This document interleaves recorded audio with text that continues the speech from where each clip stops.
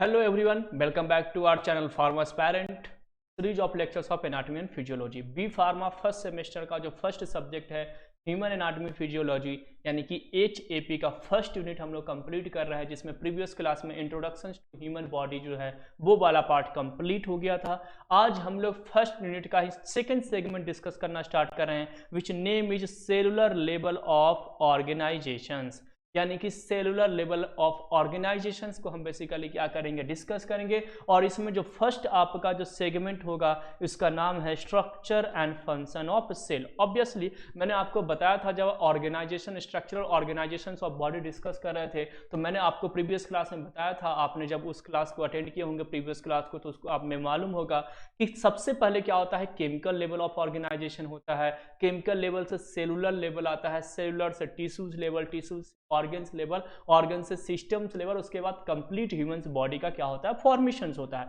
तो यहाँ पर cellular level of organisation basically हमें क्या करना है, डिस्कस करना है। और सेलुलर लेवल ऑफ ऑर्गेनाइजेशन का सिंपल मीनिंग है कि यहाँ पर हमें क्या डिस्कस करना है, बेसिकली सेल के बारे में डिस्कस करना है। तो दैट्स वाई यहाँ पर लिखा हुआ structure and function of cell. हम क्या डिस्कस करेंगे स्टूडेंट, सेल का स्ट्रक्चर्स एंड सेल का फंक्शन। इसको हम लोग क्या करेंगे इस वाले वीडियोज में, यानी आज वाली वीडियो से इन सेगमेंट को स्टार्ट करना शुरू कर देंगे। तो फर्स्ट यूनिट है बी फार्मा 101, जो सब्जेक्ट है unit 1 cellular level of organisation, हम लोग डिस्कस करना स्टार्ट कर रहे हैं। अब सबसे पहले सेल का डेफिनेशंस देखते। तो सेल का डेफिनेशंस क्या है जी, तो cell is the basic structural and functional unit of our life, यानी हमारी बॉडीज का बेसिक यूनिट की बात की जाए, यानी अगर कोई भी ऑर्गेनिजम्स लिविंग कंडीशंस बने रहना चाहता है या लिविंग कंडीशंस में आना चाहता है तो एटलीस्ट उनको क्या होना चाहिए, एटलीस्ट उनके पास एक सेल होनी चाहिए। तो that's why cell is the basic unit of life, यानी लाइफ जो है, जो लिविंग ऑर्गेनिजम्स हैं, उस लिविंग ऑर्गेनिजम्स की जो बेसिक रिक्वायरमेंट्स है वो क्या है, आपका सेल है। सेकंड क्या है, cell is the basic structural unit of our life.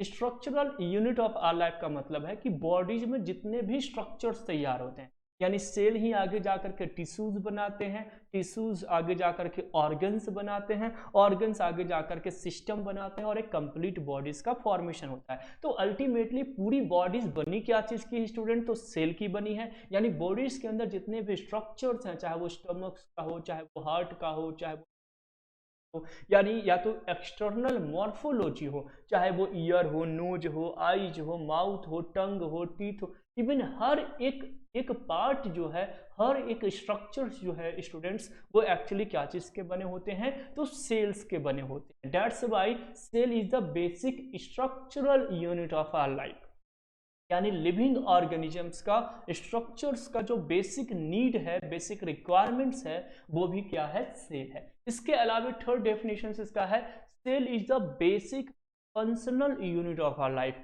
यानी जो भी फंक्शन हम करते हैं, यानी लीवर अगर वहां पर बाइल जूस का फॉर्मेशंस कर रहा है, डाइजेस्टिव सिस्टम अगर डाइजेशंस कर रहे हैं, हार्ट अगर ब्लड को पंप आउट कर रहा है, तो एक्चुअली ये जितने भी फंक्शंस आप देख रहे हो, तो ये फंक्शंस के लिए भी बेसिक नीड क्या है, सेल है। क्योंकि ये जो लीवर है ये क्या चीज के बने होंगे, तो लीवर जो है ये एक ऑर्गन्स है, बने क्या चीज के होंगे, टिश्यूज के, और टिश्यूज क्या चीज के बने होंगे, सेल के। यानी अल्टीमेटली अगर लीवर कोई फंक्शंस परफॉर्म कर रहा है तो वो फंक्शन टिश्यूज के थ्रू हो रहे हैं, और टिश्यूज जो फंक्शन परफॉर्म कर रहा है वो फंक्शंस बेसिकली सेल्स के थ्रू हो।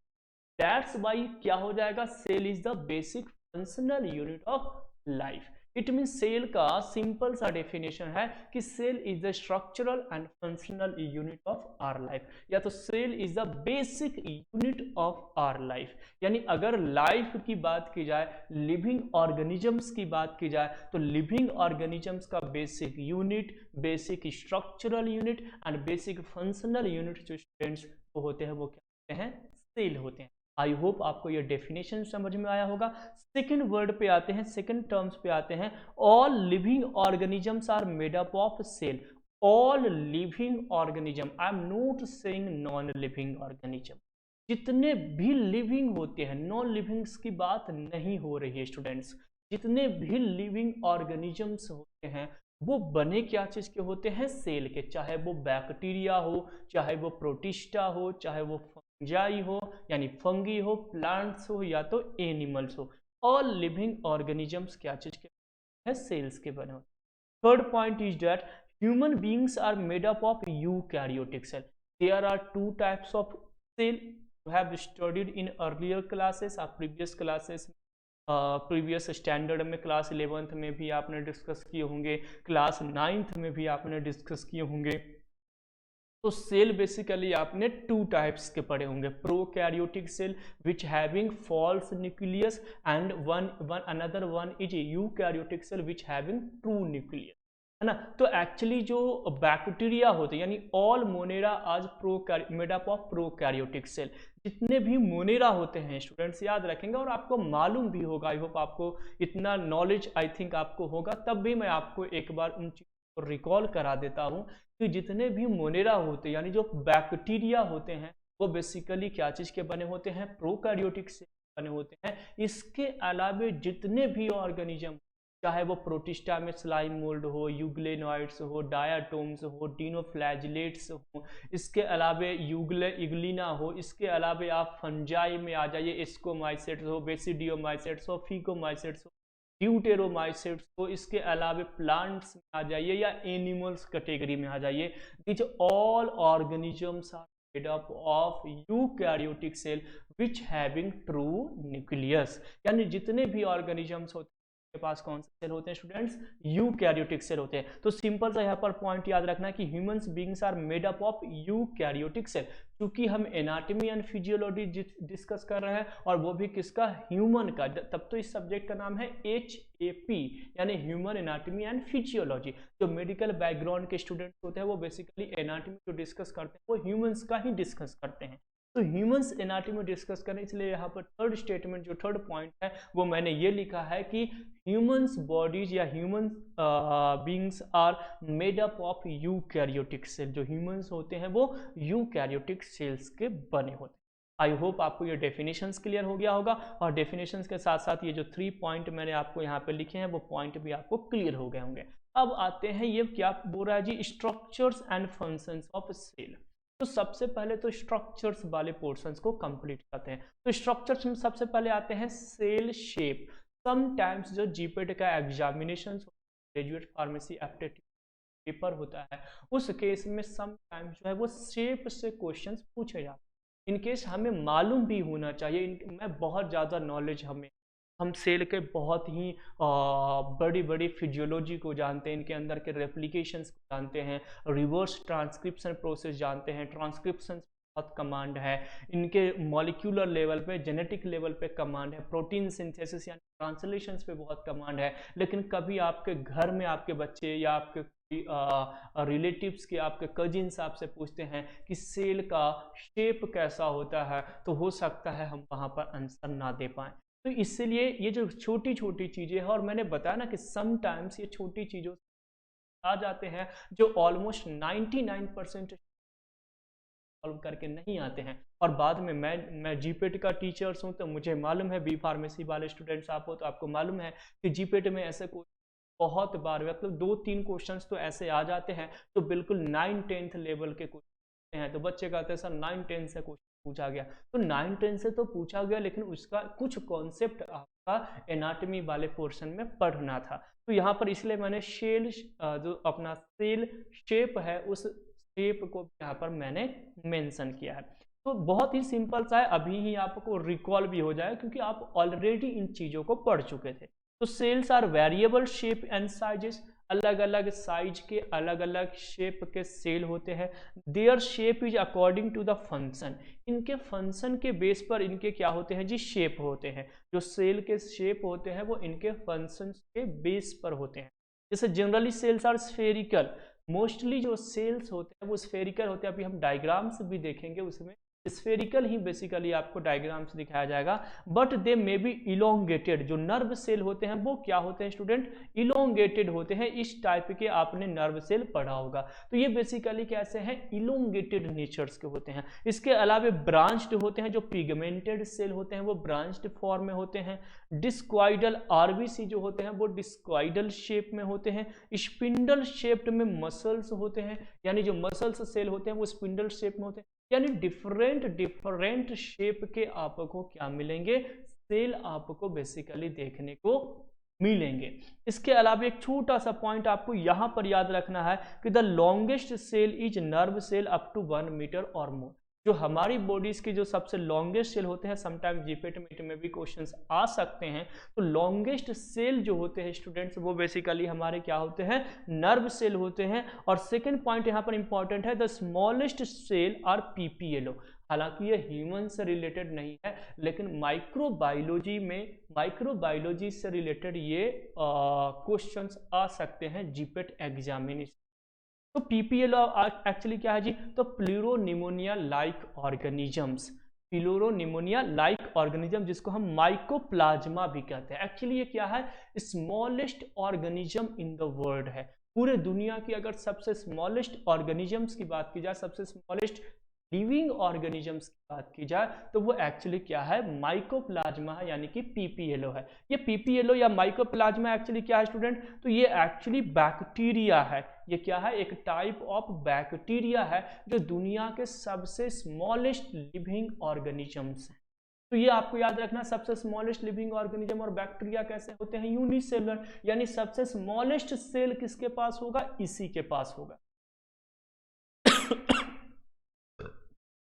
सॉरी, तो सबसे स्मॉलेस्ट जो सेल होगा स्टूडेंट्स वो एक्चुअली किसके पास है, पीपीएलओ के पास है, यानी कि आपके माइकोप्लाज्मा के पास है। और ये एकमात्र ऐसा बैक्टीरिया है जिनमें सेल वॉल नहीं होता, याद रखना है, सेल वॉल लैक है। देखो ये एचएपी का पार्ट तो नहीं है, लेकिन माइक्रोबायोलॉजी में जीपेट की अगर आप प्रिपरेशन कर रहे हो तो हो सकता है यहाँ से क्वेश्चंस आपको देखने को मिल सकते हैं। तो सेल वॉल लैक का मतलब है कि all bacteria having cell wall, सारे बैक्टीरिया के पास सेल वॉल प्रेजेंट होते हैं which is made up of peptidoglycans और म्यूरिन, जो पेप्टिडोग्लाइकेन्स और म्यूरिन्स के बने होते हैं।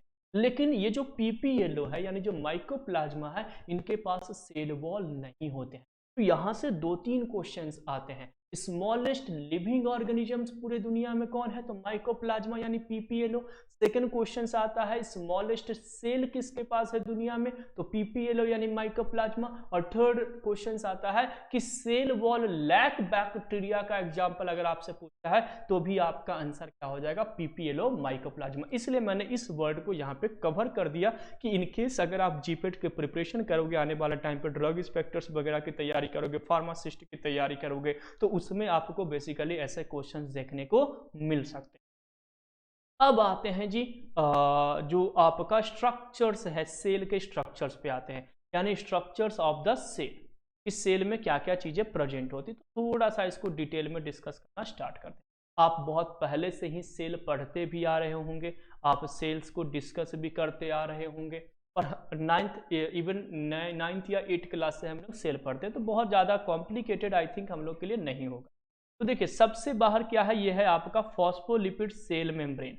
ये क्या है स्टूडेंट, ये सेल मेम्ब्रेन है जो क्या चीज़ का बना हुआ है, फॉस्फोलिपिड का बना हुआ। यहाँ पे बताया भी गया है कि ये वाला जो है वो कौन सा पोर्शन होता है, हेड। आने वाले टाइम पे हम सेल मेम्ब्रेन का डायग्राम से भी देखेंगे।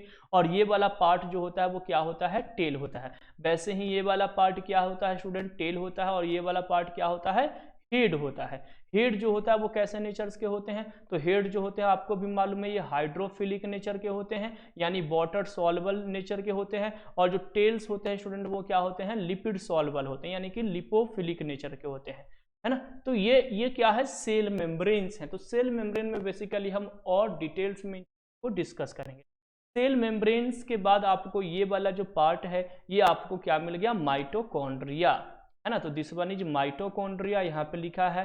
देन ये वाला जो पार्ट है स्टूडेंट ये है सेंट्रियोल, है ना। क्या है, सेंट्रियोल है। और सेंट्रियोल में जो रैक लाइक ऑर्गेनाइजेशन है उसको सेंट्रीमर्स भी कहते हैं। तो यहाँ पर सेंट्रियोल याद रखना है, सिंपल सा।